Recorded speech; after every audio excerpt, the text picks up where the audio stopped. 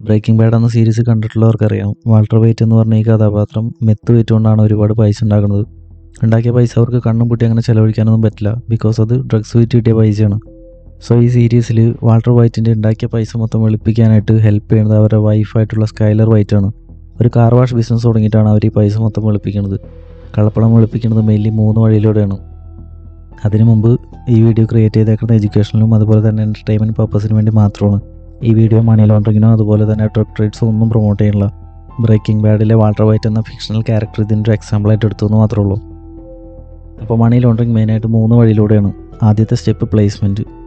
ഈ ഒരു സിനാരിയോയിൽ വാൾട്ടർ വൈറ്റിൻ്റെ കയ്യിൽ മെത്ത് വിറ്റുകൊണ്ട് ഒരു $1 million ഉണ്ടാക്കിയെന്ന് വിചാരിക്കുക.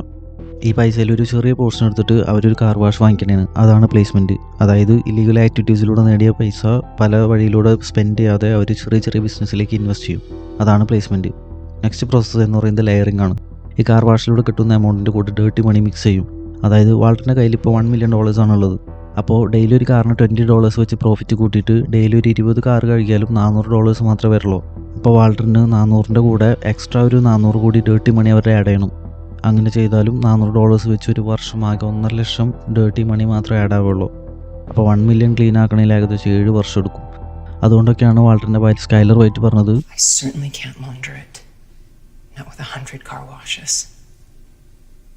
അതായത് 100 കാർ വാഷ് തുടങ്ങിയാൽ പോലും ഇതൊന്നും ലോണ്ടർ ചെയ്യാൻ പറ്റില്ല ഒന്നും.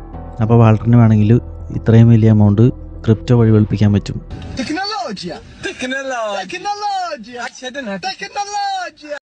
സ്റ്റാറ്റിസ്റ്റിക്സ് പ്രകാരം 2024 $40 billion ആണ് ക്രിപ്റ്റോ വഴി മണി ലോണ്ടർ ചെയ്തത്. അപ്പോൾ ഡീസെൻട്രലൈസ്ഡ് നേച്ചറായിട്ടുള്ള ക്രിപ്റ്റോ ഉള്ളത് കൊണ്ട് തന്നെ ക്രിമിനൽസിലൊക്കെ നല്ല രീതിക്ക് ക്രിപ്റ്റോ നല്ല അട്രാക്റ്റീവാണ്. അപ്പോൾ ഇതിൽ വാൾട്ടർ വൈറ്റിൻ്റെ ഫസ്റ്റ് സ്റ്റെപ്പ് എന്ന് പറയുന്നത് ബിറ്റ്കോയിൻ ആദ്യം വാങ്ങിക്കണം. അതെങ്ങനെയാണെന്ന് വെച്ച് കഴിഞ്ഞാൽ ബിറ്റ്കോയിൻ്റെ പ്രൈസ് സെക്കൻഡിൽ ഇങ്ങനെ ഫ്ലക്ച്വേറ്റ് ചെയ്തുകൊണ്ടിരിക്കുന്ന കാരണം അതിന് നമുക്കൊരു $1 ലക്ഷം ആയിട്ട് കൂട്ടാം.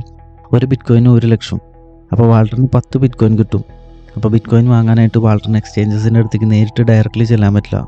കാരണം ക്രിപ്റ്റോ എക്സ്ചേഞ്ചസ് എല്ലാം KYC റെഗുലേറ്റഡ് ആണ്. എന്ന് വെച്ചാൽ നോ യുവർ കസ്റ്റമർ. ബാങ്ക്സിനും എക്സ്ചേഞ്ചസിനും എല്ലാം ഒരു പേഴ്സൻ്റെ ഐഡൻറ്റിറ്റി മസ്റ്റായിട്ട് വെരിഫൈ ചെയ്യണം. സോ വാൾട്ടറിന് മുമ്പിലുള്ള ഓപ്ഷൻസ് എന്താണെന്ന് വെച്ച് കഴിഞ്ഞാൽ ഒന്നില്ലെങ്കിൽ അയാളുടെ ക്രിമിനൽ ലോയർ സോൾ വഴിയോ അല്ലെങ്കിൽ ഡാർക്ക് വെബിലൂടെയോ ഒരു സെല്ലറിനെ കണ്ടെത്താം. ക്രിമിനൽ ആക്ടിവിറ്റീസ് ചെയ്യുന്നവർക്ക് എത്ര ആളുകളായിട്ട് നല്ല ബന്ധങ്ങളുണ്ടാവും. അപ്പോൾ ഓൾറെഡി ബിറ്റ്കോയിൻ കൈവശമുള്ളവരും എന്നാൽ പൈസ വേണ്ടവരായിട്ടുള്ള ആളുകളെ ആദ്യം കണ്ടുപിടിക്കണം. വാൾട്ടറിന് പല വാലറ്റ്സ് വഴിയും പല ആളുകളുടെ കയ്യിൽ നിന്ന് വാങ്ങിക്കാൻ പറ്റും. എക്സാമ്പിൾ 10 ബിറ്റ്കോയിൻ 10 ആളുകളുടെ കയ്യിൽ നിന്ന് വാങ്ങിക്കാൻ പറ്റും, പല വാലറ്റ്സിലായിട്ടും വാങ്ങിക്കാൻ പറ്റും. ഇനി ഡേർട്ടി ക്രിപ്റ്റോ വാൾട്ടറിന് പിടിക്കപ്പെടാതെ സ്പെൻഡ് ചെയ്യാൻ പറ്റണം. ഒട്ടുമിക്ക ആളുകളും വിശ്വസിച്ച് വെച്ചിരിക്കുന്ന ഒരു കാര്യമുണ്ട്, ക്രിപ്റ്റോ ട്രാൻസാക്ഷൻസ് ഒക്കെ അനോണിമസ് ആയിരിക്കുന്നു. പക്ഷേ അതൊരു തരത്തിൽ ഇൻകറക്റ്റ് ആയിട്ടുള്ള കാര്യമാണ്. അതിന് വേണമെങ്കിൽ സ്യൂഡോ അനോണിമസ് എന്ന് വേണമെങ്കിൽ വിളിക്കാൻ പറ്റും. അതെന്താണെന്ന് വെച്ച് കഴിഞ്ഞാൽ നിങ്ങളുടെ നെയിം നിങ്ങളുടെ വാലറ്റിൽ ഉണ്ടാവില്ല, പക്ഷേ നിങ്ങളുടെ ഒരു യൂണീക്ക് ID ഉണ്ടാവും. ആ ഒരു യൂണീക്ക് ID വെച്ച് നിങ്ങൾ എന്തായാലും കണ്ടെത്താൻ പറ്റും. ഒരു എക്സാമ്പിൾ പറയുകയാണെങ്കിൽ നിങ്ങൾ നിങ്ങളുടെ വാലറ്റിൽ നിന്ന് ഡയറക്റ്റ്ലി എക്കണോമിലേക്ക് പൈസ ഇറക്കിയാൽ, ഒരു കാർ വാങ്ങിക്കാനോ അല്ലെങ്കിൽ ഫണ്ട് ട്രാൻസ്ഫർ ചെയ്യാനോ യൂസ് ചെയ്താൽ നിങ്ങൾ സുഖമായിട്ട് ട്രേസ് ചെയ്യാൻ പറ്റും. എല്ലാ ട്രാൻസാക്ഷൻസും ഒരു പബ്ലിക് ബ്ലോക്ക് ചെയിനിലുണ്ടാവും. ഇതിൻ്റെ ഒരറ്റം ക്രിമിനൽ ആക്ടിവിറ്റീസിന് യൂസ് ചെയ്താലും ലിങ്ക് ചെയ്ത് നിങ്ങളുടെ അടുത്തേക്ക് എത്താൻ പറ്റും. അതുകൊണ്ട് വാൾട്ടർ വൈറ്റിന് ഇവിടെ ചെയ്യാൻ പറ്റുന്നത് എന്താണെന്ന് വെച്ച് കഴിഞ്ഞാൽ ഈ ഡേർട്ടി ക്രിപ്റ്റോ ക്ലീൻ ആക്കണം. അതിനായിട്ട് വാൾട്ടർ യൂസ് ചെയ്യുന്ന മെത്തേഡാണ് ട്രംബ്ലേഴ്സ് അഥവാ മിക്സർ. ഇതൊരു ബിഗ് ബ്ലെൻഡറാണ്. ഈ പ്രോസസ്സ് എന്താണെന്ന് വെച്ച് കഴിഞ്ഞാൽ പല വാലറ്റ്സിൽ നിന്നും കുറേ ക്രിപ്റ്റോ കമ്പൈൻ ചെയ്ത് മിക്സ് ചെയ്യും. ദെൻ ഇത് പല സമയങ്ങളിലായിട്ട് പല എമൗണ്ട്സ് ആയിട്ട് സ്പ്ലിറ്റ് ചെയ്യും. ഇതിൻ്റെ മെയിൻ ഉദ്ദേശം എന്താണെന്ന് വെച്ച് കഴിഞ്ഞാൽ ഫണ്ട്സിൻ്റെ സോഴ്സ് പിന്നീട് കണ്ടെത്താൻ പറ്റില്ല. ആ ഒരു $1 million വാലറ്റ് തൗസൻഡ്സ് ഓഫ് വാലറ്റിലേക്ക് കൺവേർട്ട് ചെയ്യും. സോ ട്രേസ് ചെയ്യാൻ ഇമ്പോസിബിളാണ്. ട്രംബ്ലേഴ്സിൻ്റെ മെത്തേഡ്സ് കൊണ്ട് ലെജിറ്റിമേറ്റ് യൂസ് കേസസ് ഉണ്ടെന്നൊക്കെ ആൾക്കാർ പറയും. പക്ഷേ കോമൺ സെൻസ് ഉള്ള ഒരാൾക്ക് ചിന്തിക്കാവുന്നുള്ളൂ, മണി ലോണ്ടറിങ് ആണ് അതിൻ്റെ മെയിൻ ഉദ്ദേശം. അങ്ങനെ മിക്സ് ചെയ്യുന്ന കമ്പനീസൊക്കെ ഗവൺമെൻറ്റിൻ്റെ സസ്പീഷ്യസിലായിരിക്കും. അങ്ങനെ പിടിക്കപ്പെട്ട കമ്പനീസൊക്കെ ഉണ്ട്. ടൊർണാഡോ എന്ന് പറഞ്ഞ കമ്പനീസൊക്കെ മില്യൺസാണ് മണി ലോണ്ടർ ചെയ്ത് കൊടുത്തത്. അപ്പോൾ വാൾട്ടർ വൈറ്റിൻ്റെ ഈ വാലറ്റ് പല വാലറ്റ്സിലേക്കായിട്ട് സ്പ്ലിറ്റ് ആയിട്ട് പോയി. ഇപ്പോൾ വാൾട്ടർ വൈറ്റ് ചെയ്തത് എന്താണെന്ന് വെച്ച് കഴിഞ്ഞാൽ ആളുടെ വാലറ്റിലേക്കുള്ള ലിങ്ക് ബ്രോക്കൺ ആക്കി. ഇനി ട്രേസ് ചെയ്യാൻ പറ്റില്ല. ഇനി വാൾട്ടർ വൈറ്റിന് ചെയ്യാൻ പറ്റുന്ന അടുത്ത പ്രോസസ്സ് എന്താണെന്ന് വെച്ച് കഴിഞ്ഞാൽ ഒരു NFT പ്രോജക്റ്റ് ക്രിയേറ്റ് ചെയ്യാം. തൗസൻഡ്സ് ഓഫ് സില്ലി കാർട്ടൂൺ ഉണ്ടാക്കി പ്രൊമോട്ട് ചെയ്ത് ഒരു ഫിക്സ്ഡ് ഡേറ്റിൽ അനൗൺസ് ചെയ്ത് ലോഞ്ച് ചെയ്യാം. എന്നിട്ട് ഈ NFTs എല്ലാം സ്പ്ലിറ്റ് ചെയ്ത് ആ വാലറ്റിൽ നിന്ന് വാങ്ങാം.